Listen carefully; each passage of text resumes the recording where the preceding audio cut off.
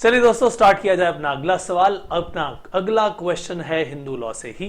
Hindu law हम कर रहे थे और उसमें एक और क्वेश्चन आता है कि भाई ओल्ड हिंदू लॉ के मुताबिक 8 फॉर्म्स ऑफ मैरिज क्या है।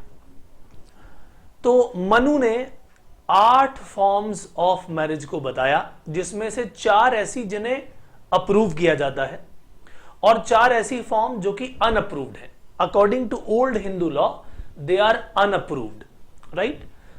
तो किन्हें अप्रूव किया गया, किन्हें अनअप्रूव किया गया, हम सब बातें सीखेंगे। हमने उन्हें 2 पार्ट्स में डिवाइड कर दिया है। 4 पार्ट्स हैं अप्रूव्ड में, 4 हैं अनअप्रूव्ड में, और उनके नाम क्या क्या है वो सब चीजें अब हम सीखने वाले हैं। लेकिन ये समझ लीजिए कि आज की मैरिज की बात मत करिए, आज की बात मत सोचिए। हम जो अब यहां बात करने वाले हैं, यहां पर आप सुनकर ही बातें हैरान हो जाएंगी कि असल में मैरिज जो थी हिंदू लॉ में, उसमें क्या मकसद था। और उसमें आज जो आप दहेज की बातें देखते हैं, जो कि लड़की के पिता के द्वारा लड़के को दिया जाता है एज अ गिफ्ट, और अब जब आप ओरिजिनल बातें सुनेंगे तो आप हैरान हो जाएंगे कि आखिरकार ये समय के बदलते बदलते क्या क्या सिचुएशन आ गई, राइट। तो अब हम जो बातचीत करने वाले हैं 8 forms of marriage according to Manu. अच्छा, जो ये दहेज दिया गया उसके पीछे भी अपने एक लंबी कहानी है, right. That is a different story at. तो यहां पर जो हम बातचीत करने जा रहे हैं वो पूरी तरह से ओल्ड हिंदू लॉ की बात की जा रही है, जो बिल्कुल धर्म के अनुसार कही गई, राइट।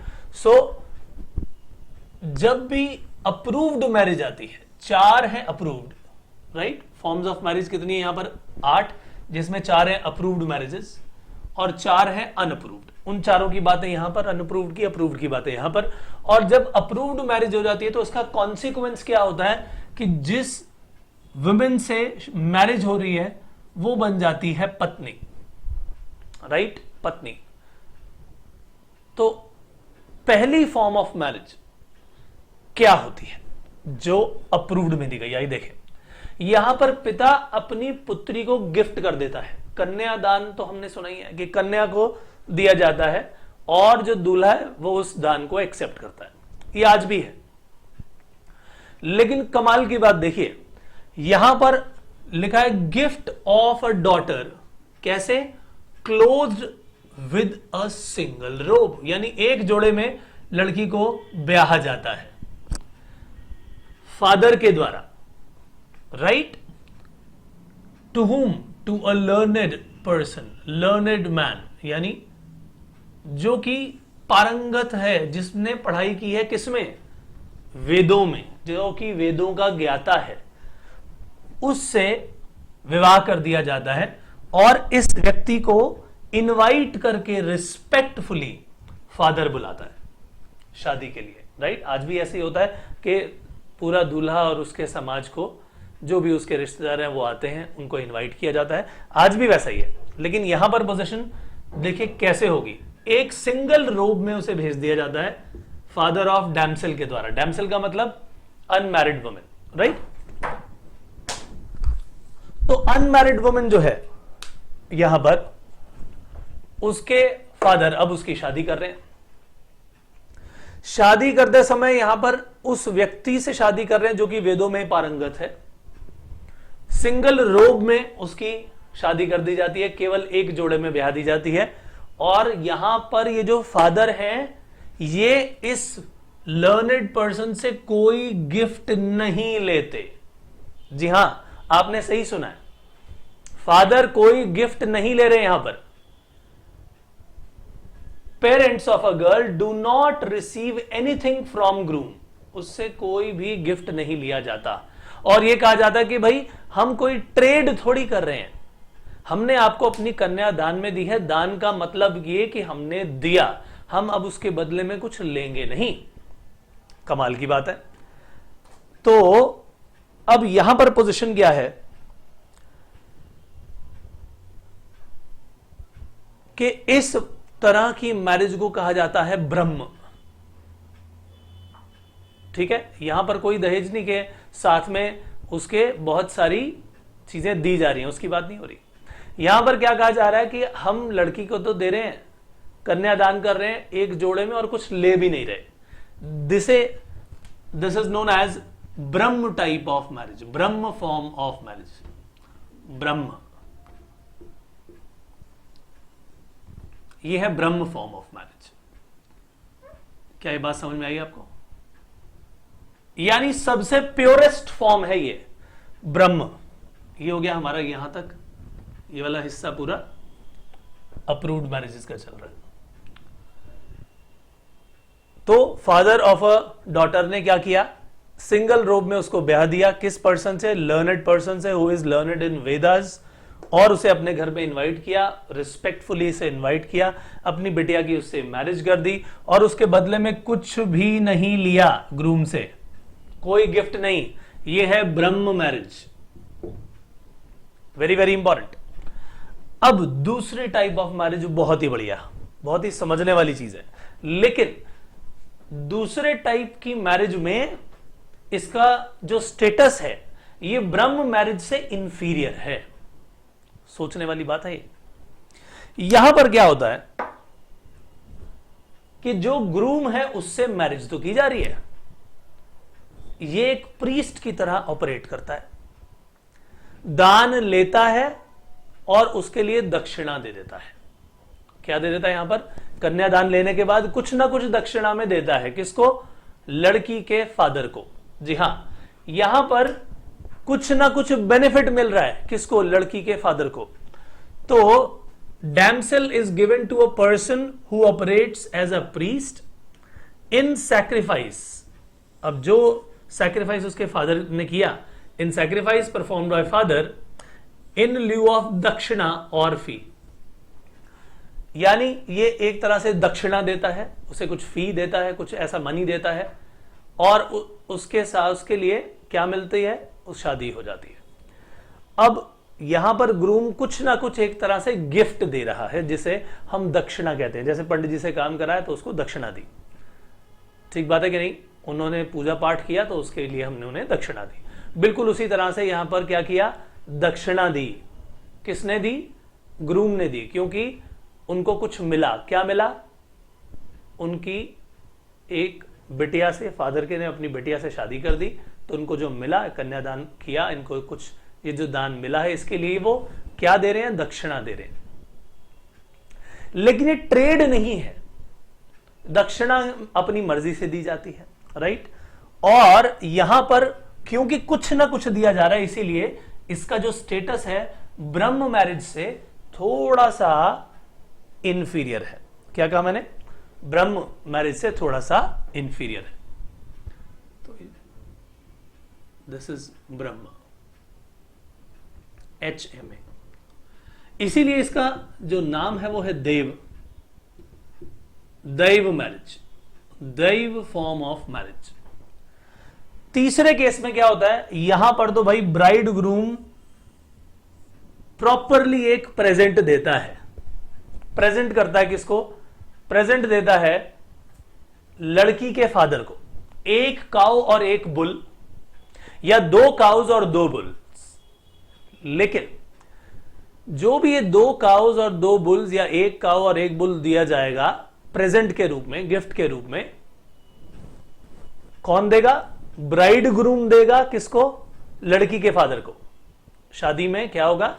लड़की से वो शादी करेगा और लड़की के पिता को अपनी तरफ से प्रेजेंट देगा, गिफ्ट देगा, 1 काउ या 1 बुल, या 2 cows and 2 bulls, 2 cows 2 bulls, 1 cow 1 bull.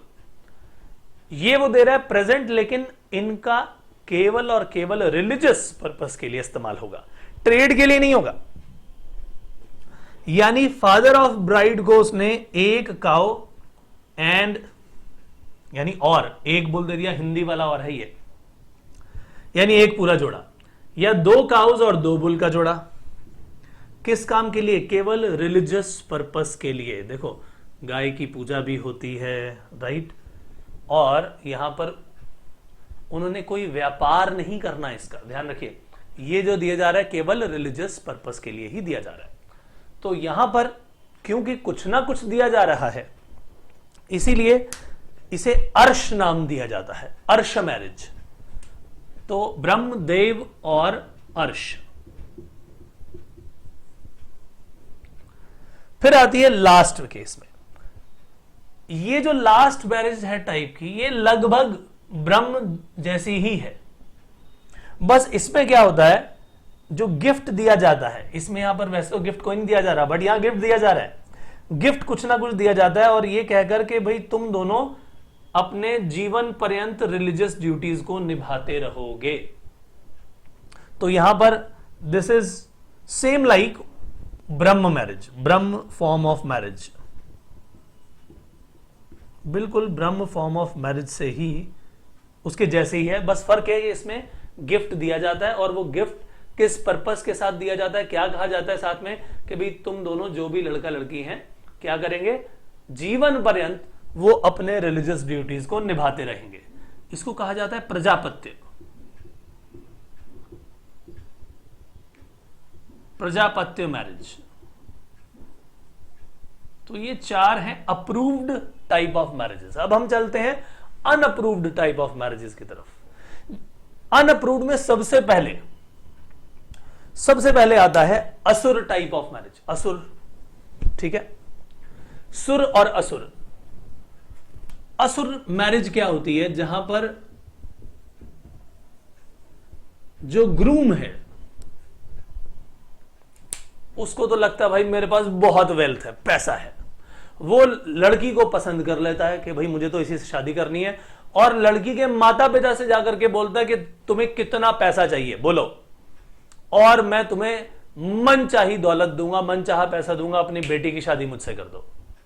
यानी एक तरह से ट्रेड हो रहा है, पेक्यूनरी बेनिफिट के लिए वो पेरेंट्स भी क्या करते हैं, अपनी बिटिया की शादी उससे कर देते हैं। आपने पुरानी फिल्मों में देखा होगा कि भैया एक सेठ है, उसने एक किसान को लोन दिया हुआ है, और किसान उसका लोन चुका नहीं पा रहा, तो सेठ उसे बुलाता है, भाई तेरा लोन भी माफ कर दूंगा और तुझे और पैसा भी दूंगा, अपनी बेटी की शादी मुझसे कर दे। ये कैसे टाइप की मैरिज कही गई, असुर टाइप की मैरिज।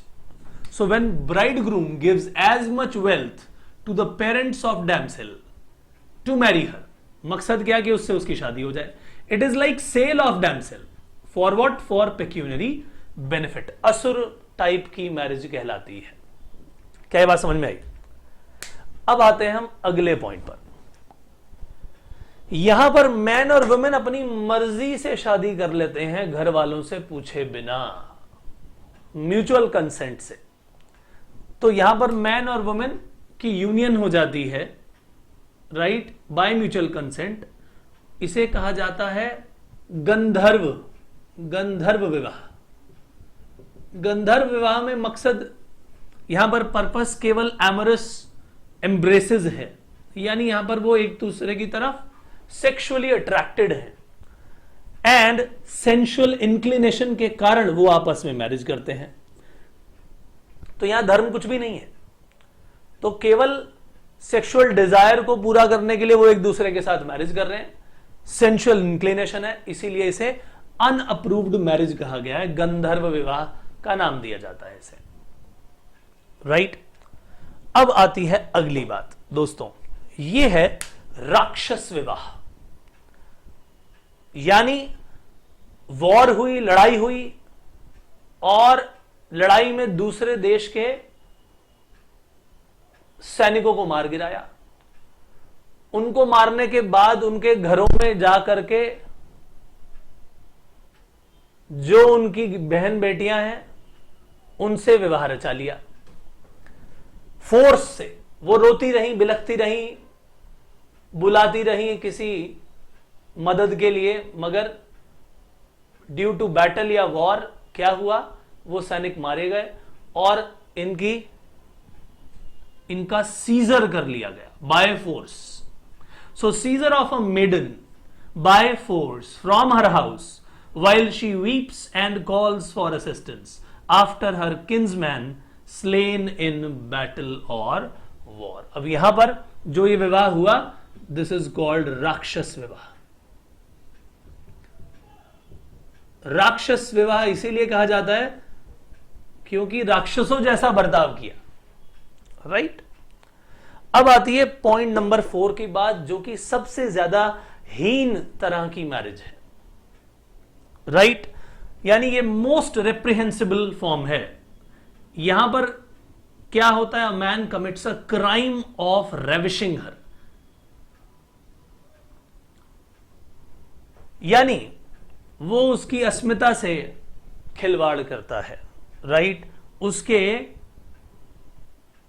उसकी इच्छा के विरुद्ध उससे वो संबंध बनाता है, राइट आइदर इन स्लीप, या तो सोते समय कि वो सोती है, सोते हुए ही उसके साथ उसने जैसे कहे बलात्कार कर दिया, रेविशिंग हर, बाय इंटॉक्सिकेटिंग हर, यानी या तो शराब के नशे में या किसी भी तरह का ऐसा इंटॉक्सिकेशन कर दिया, या when she is in state of mental disorder, कोई भी मेंटली डिसऑर्डर है उसका, कोई इनसेन है और उसके साथ इस तरह का व्यवहार किया, ये पिशाच मैरिज कहलाती है।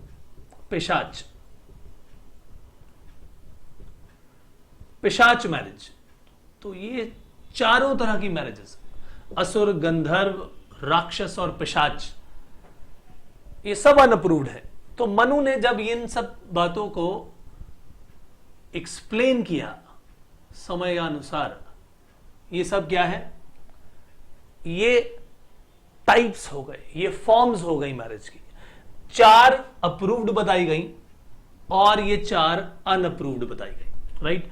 तो आपके एग्जाम में अगर क्वेश्चन आए तो जितना मैंने इस बोर्ड पे लिखा है एज इट इज भी लिखा है, तो समझ लेना you will get full marks, because हमने यहां पर एक एक चीज जो भी इंपॉर्टेंट हो सकती थी उसके हर पॉइंट को यहां पर कवर किया माय डियर फ्रेंड्स। सो ये क्वेश्चन आपके एग्जामिनेशन में भी आ सकता है, और हिंदू लॉ में सेमेस्टर 1 या फर्स्ट ईयर में अगर आप LLB में हैं तो ये क्वेश्चन इंपॉर्टेंट बनता है, राइट। तो ये क्वेश्चन समाप्त करने के बाद हम बढ़ते हैं अब अपने अगले काम की ओर, वो चलेंगे हम अपने किसी नए टॉपिक में, but that will be done in our next session. Till then take care and good bye.